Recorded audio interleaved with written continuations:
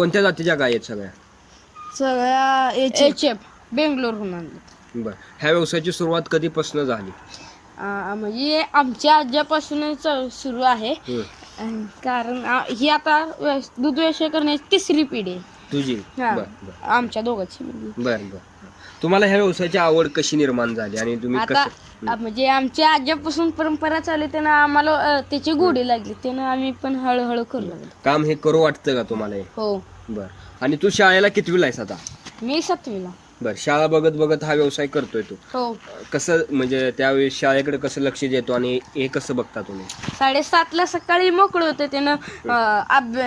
जायचं सकाळी उरकून, तिथं 10ला शाळा सुरू होते.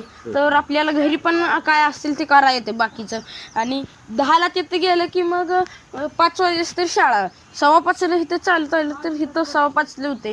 पण 5:15ला इथं आलो की मग रशान बिन समजा चालू करायचं रुटीन परत. शाळा बघत बघत तुम्ही वेळ काढून हे काम करता. हो.